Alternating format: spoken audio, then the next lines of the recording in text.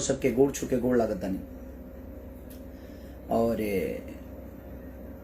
काल एगो हमार सिनेमा बहुत खूबसूरत सिनेमा रिलीज हो रहा बा, जौन की परिवार से जुड़ल कहानी एगो बाप जी।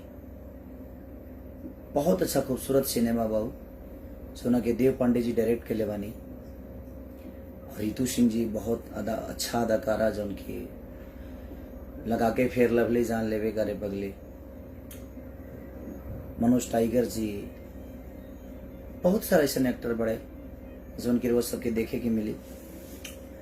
और ओकरा के रिलीज करा तनी हमार बड़ भाई प्रवीण भैया जौन बिहार, और 40 थिएटर लाग रहा बा, 40 हॉल में लाग रहा बा।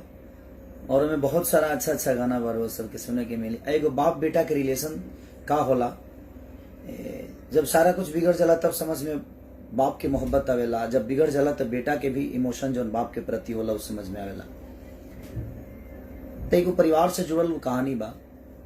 और प्रवीण भैया बहुत अच्छा से ओकरा के डिस्ट्रीब्यूट करतनी, बहुत अच्छा से रिलीज करतनी। तो दिल से धन्यवाद बा प्रवीण भैया के, पूरा हॉल जितना भी बिहार के लोग बाजी प्यार देता। ऐसे जे वो लोग चोरी चोरी चुपके चुपके के बहुत अच्छा प्यार देता नहीं। अभी भी वो कई जगह लागल बा। कुछ लोग के शिकायत बा कि भैया इतना गाना इतना फिल्म, तो कुछ चीज ऐसा होला ना कि सारा सिनेमा कहीं ना कहीं लॉकडाउन के वजह से सब स्टॉप पर रहा। आज भी पैसा लगौले बा भाई, हम तो एगो आर्टिस्टे हैं, हम एगो कलाकार हैं। कलाकार होके के नाते हमार का दायित्व बनता है हम केहू के कहीं के रिलीज मत करी। लेकिन हाँ, सिनेमा जितना भी हमार बनल बा सब के सब सिनेमा एक अलग लेवल पर बनल बा। और वो लोग सबके प्यार दी, जौन दिल के अच्छा लगता ओकरा के आशीर्वाद दी, दुलार दी।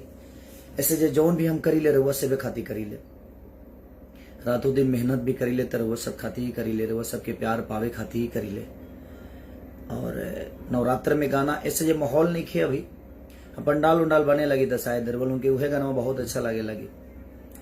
और जब माहौल रहे कोरोना से पहले हम 30 को 40 को गाना गावता नहीं, और सब गाना के रोल में प्यार देता नहीं। तो ऐसा कुछ नहीं कि घबराए के बात नहीं किए। कुछ लोग बेमतलब के बातें करे लगता, और वो कुछ लोग बा जम के प्यार करे लोग बात ना करे, जम के प्यार करे लोग हमेशा आशीर्वाद हमके देला, हमारा दुख में भी रहेला, हमारा सुख में भी रहेला। हम कुछ भी करी ले तो वो लोग के लिए खाती ही करी ले, हम अपना खाती कुछ ना करें। और बापजी जो सिनेमा बा लॉकडाउन के वजह से न तो बहुत पहले रिलीज वगैरह, लिट्टी चोखा हमारे जो सिनेमा बा लॉकडाउन के वजह से ही फसल। अभी जितना सिनेमा हाँ इधर छठ तक थोड़ा सा भीड़ रही, लेकिन ओकरा बाद और फेस्टिवल जब आवेला जैसे दुर्गा पूजा हो गई, छठ हो गई, 15 अगस्त हो गई, होली हो गई, बहुत सारा चीज बवे जो लोग फेस्टिवल पे ही ज्यादा करके सिनेमा लेके आवेला। और हमारा लगातार लॉकडाउन की वजह से सब सिनेमा बंद के पड़ लिया जाए, तब वो लोग ने प्यार और आशीर्वाद दिया। और 40 थिएटर मने 40 गो हॉल में लाग रहा बा बाप जी। और प्रवीण भैया बहुत खूबसूरत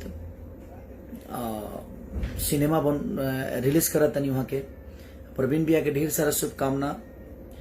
thank you Kavya Singh ji, thank you बहन। प्रशांत कुमार लव यू भैया, लव यू टू।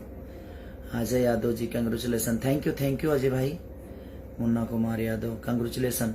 आप लोग प्यार दीजिए। कुछ लोग जो बोल रहे हैं ना कि ये चीजें ज्यादा आ रहा है कम आ रहा है, ज्यादा आ रहा है कम आ रहा है, नहीं आता है तो प्रॉब्लम होती है कि भैया कुछ कर नहीं रहे हैं, कुछ भेज ही नहीं रहे, हम करते हैं तो आप कहते हैं कि ज्यादा आ रहा है। लेकिन कुछ पल की बातें है, दशहरा के बाद सारी चीजें सीमित हो जाएगी।